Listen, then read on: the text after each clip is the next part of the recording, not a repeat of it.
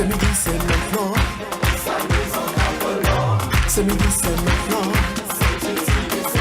C'est informer, éduquer, divertir.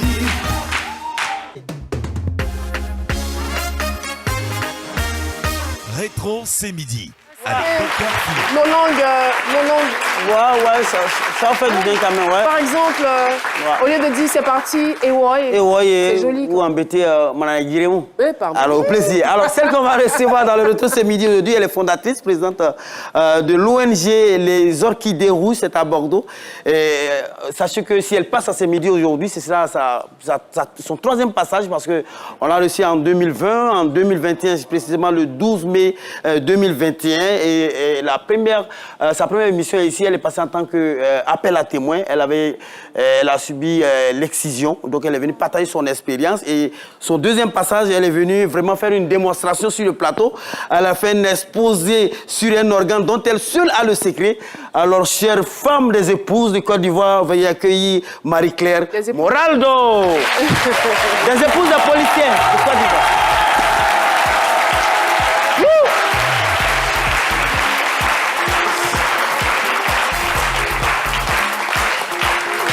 Oui, Marie-Paul, bienvenue sur notre plateau.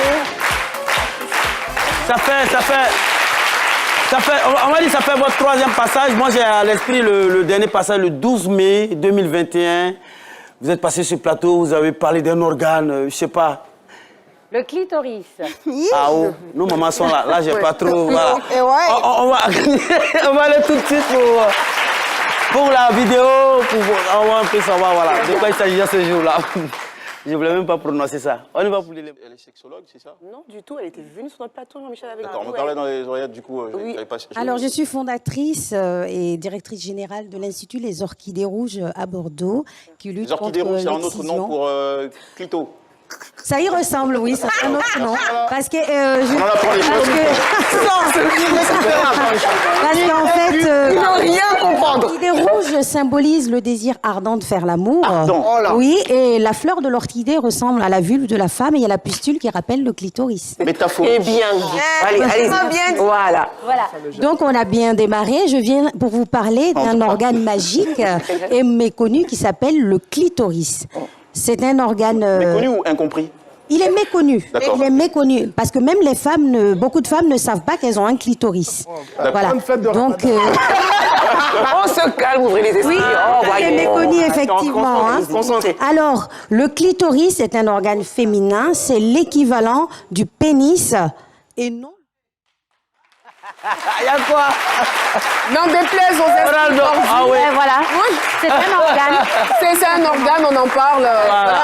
On en parle et puis... Mais De façon pure, en fait. Au-delà de tout ce qu'on a entendu, cette dame-là, son combat, c'est la libération de la femme. Donc, voilà, un combat noble.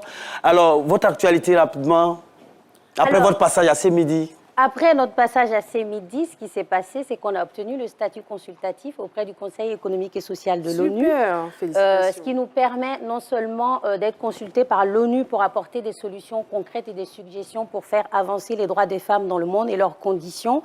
On participe également à leurs travaux. Donc j'y serai au mois de mars.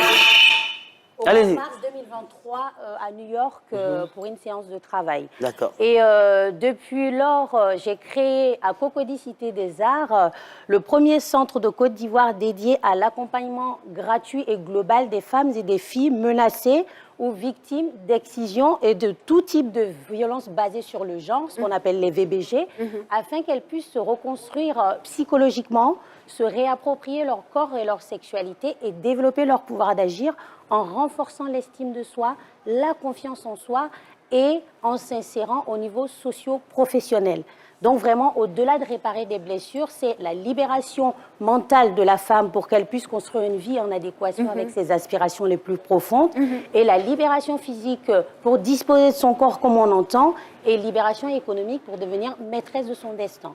Donc, oui. Allez-y, allez-y. Pardon. Donc, on continue notre déploiement. On a mis des points focaux dans toute la Côte d'Ivoire, à Bouaké, à Korogo, à Danané et à Ferkessedougou, ma ville d'origine, parce qu'on veut vraiment briser les tabous autour des violences, autour des mutilations sexuelles, mais aussi autour des violences conjugales. Oui, docteur Philo, on va conclure avec notre invité. On va conclure avec vous. Et donc, vous parlez tantôt des activités à Abidjan. Et donc, pour dire que les activités se sont étendues et que tout va bien et que votre concept, enfin, c'est toute une philosophie autour. Hein. Il y a une philosophie et un travail concret et on a un enjeu aujourd'hui en Côte d'Ivoire, c'est libérer la parole des femmes qui ont subi des violences parce qu'on a un centre qui est là, il est gratuit, elles ont un panel de professionnels, il faut qu'elles osent venir, ne serait-ce que voir... Comment le centre?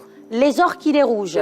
Les Orchidées Rouges. On va étendre la sensibilisation. Voilà, il faut que les femmes osent parler, il faut qu'elles osent venir aussi. C'est un lieu qui est bienveillant où elles vont rencontrer d'autres femmes aussi qui ont subi des violences. Merci beaucoup, je salue. Merci.